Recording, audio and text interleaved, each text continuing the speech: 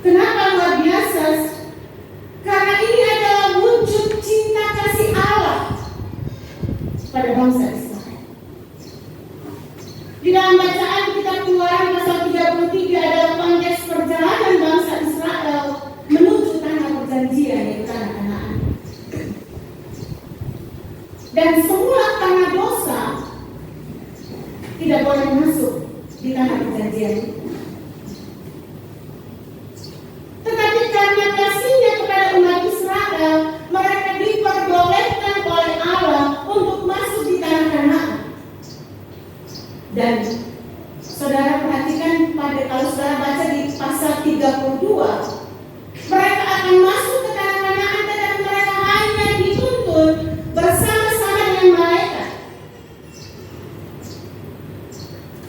Mereka diperbolehkan masuk ke tanah Kanaan dan hanya disertai oleh malaikat. Itu yang disampaikan di dalam Keluaran pasal 32. Nah saudara, dalam kitab Keluaran pasal 33 ini diceritakan bahwa karena doa dan permohonan Musa kepada Tuhan agar bukan hanya malaikat yang menemani mereka masuk ke tanah perjanjian,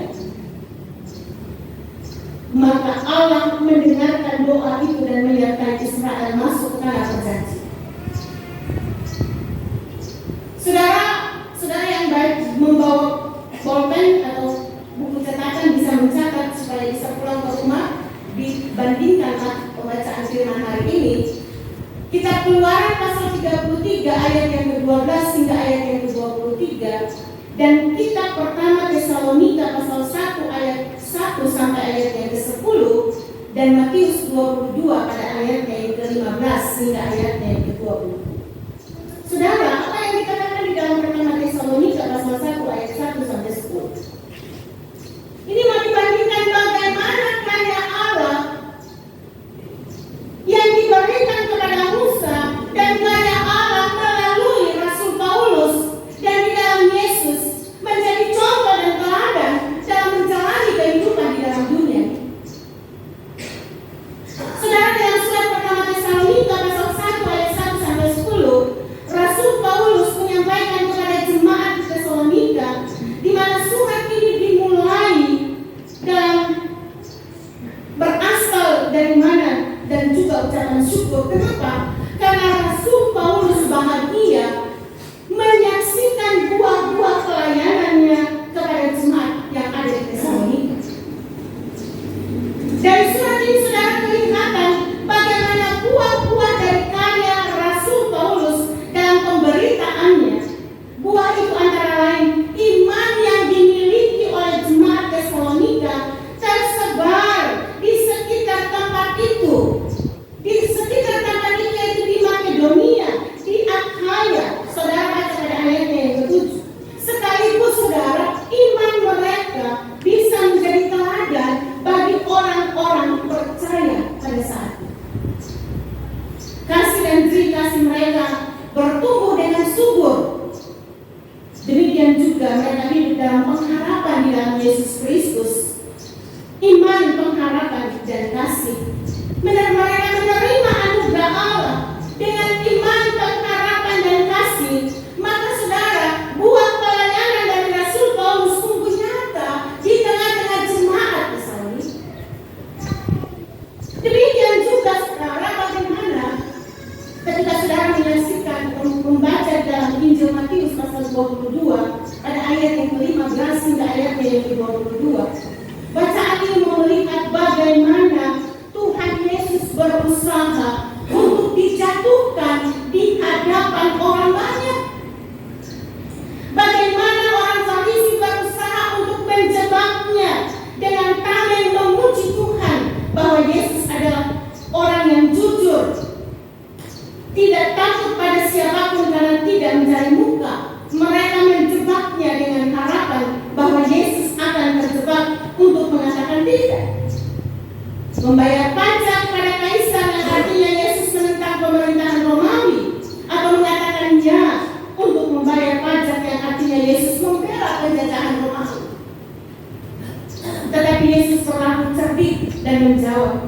pertanyaan jebakan itu dengan baik dan jujur tanpa melupakan kebenaran.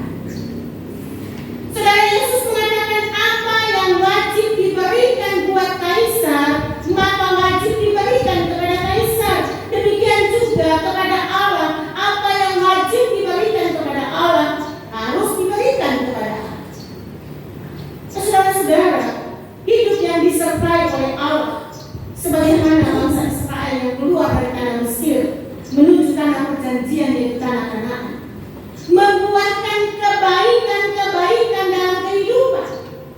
Hidup yang diberkati Allah membuat kita mempunyai kasih, iman dan pengharapan. Dengan kasih, iman dan pengharapan kita memperjuangkan keadilan dan kebenaran dengan penuh kejujuran. Kita tidak perlu takut pada siapapun yang selalu setia kepada Tuhan Yesus.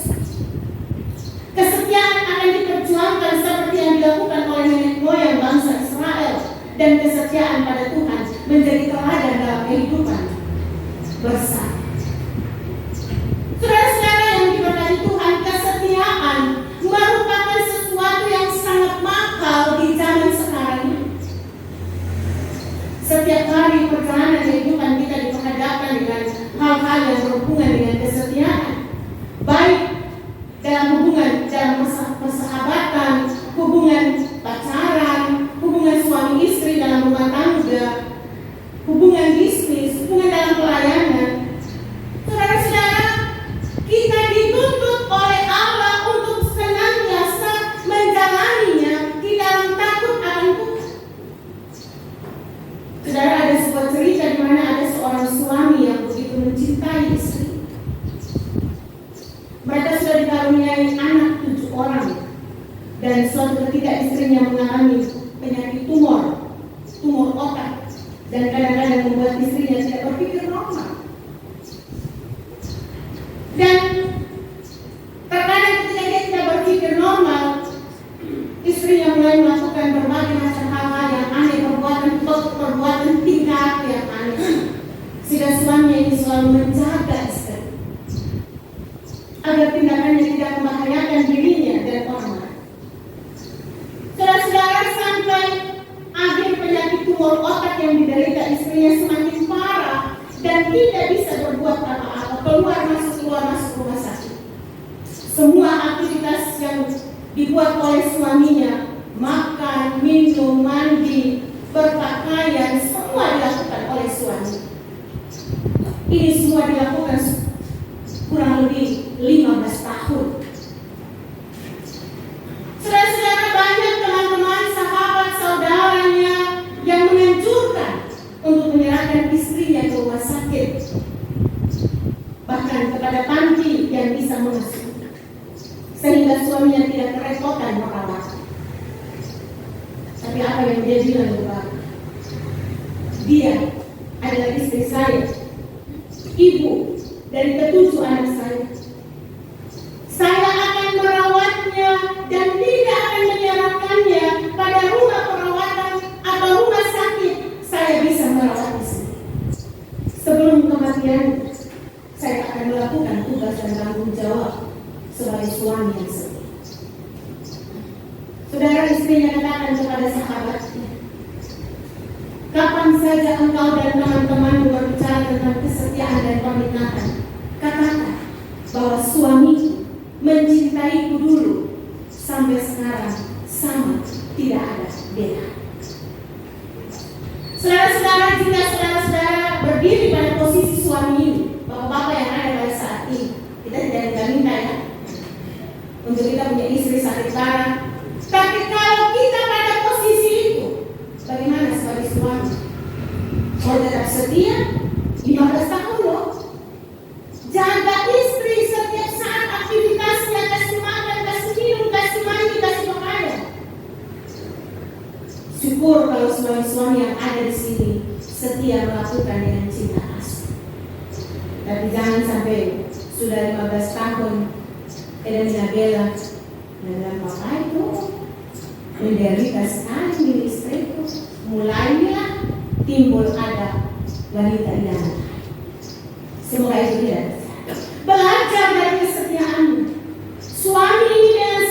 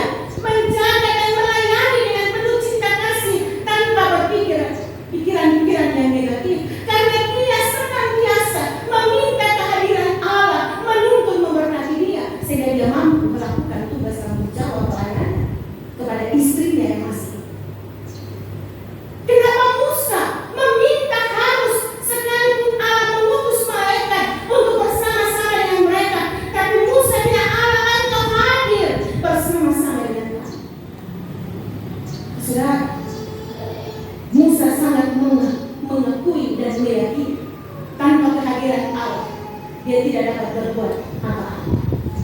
Sebagaimana dalam bacaan kita yang pertama, bagaimana umat Israel disertai Tuhan dalam perjalanan hidup, mulai dibawa keluar dari tanah perbudakan Mesir sampai masuk pada tanah perjanjian, tanah Kanaan. Pertama kali karena dosa-dosa bangsa Israel, mereka tidak diizinkan masuk ke tanah Kanaan. Allah murka, namun Allah berubah pikiran dan memperbolehkan bangsa Israel masuk tanah perjanjian. Namun hanya disertai oleh malaikat saja. Sampai akhirnya Musa berdoa kepada Tuhan, dan akhirnya Tuhan menyertai bangsa Israel masuk ke tanah Kanaan. Dengan selalu disertai oleh Tuhan, maka membuahkan perbuatan-perbuatan kebaikan di tengah-tengah bangsa Israel. Dengan disertai oleh Tuhan, menjadikan bangsa Israel bangsa yang diberkati Tuhan. Dengan demikian, kehidupan kita sekarang di zaman ini, jika kita hidup dalam dosa, maka kita tidak akan disertai oleh Tuhan. Kita hidup, tapi hidup dengan kekuatan dan kehebatan kita. Kita akan disertai Tuhan. Kita akan selalu diberkati Tuhan ketika kita senantiasa membangun keinjilannya.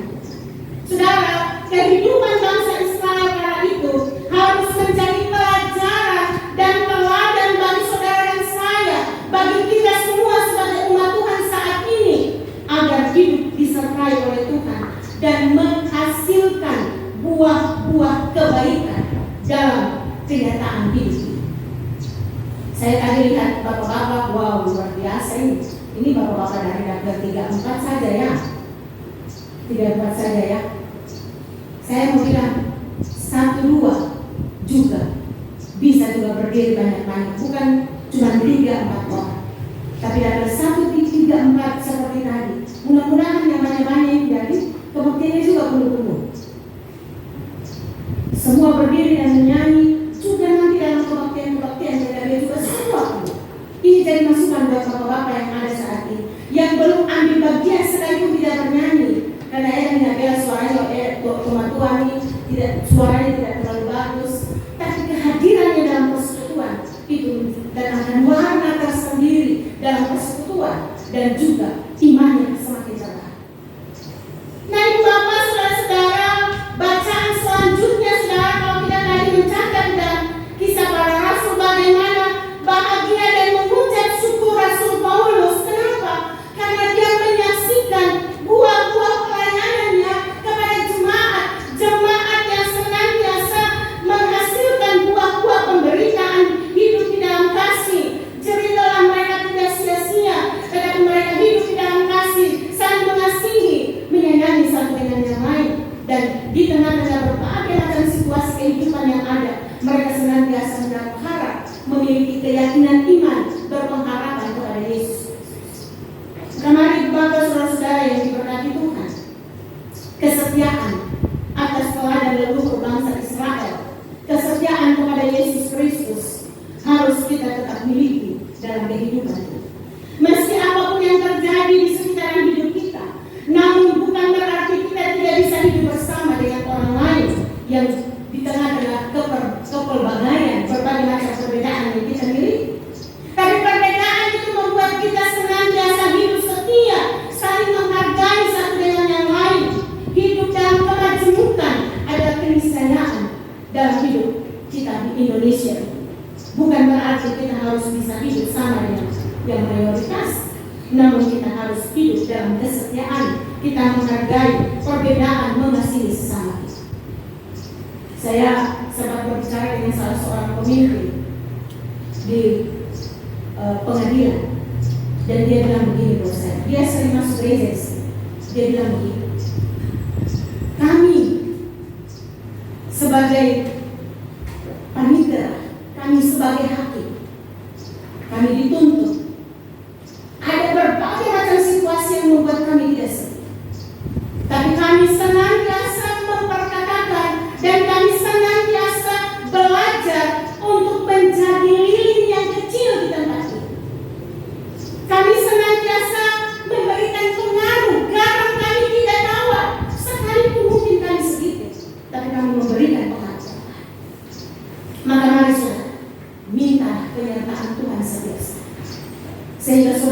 saya diberikan kekuatan, dituntun diberkati Tuhan dalam menjalani hari-hari hidup.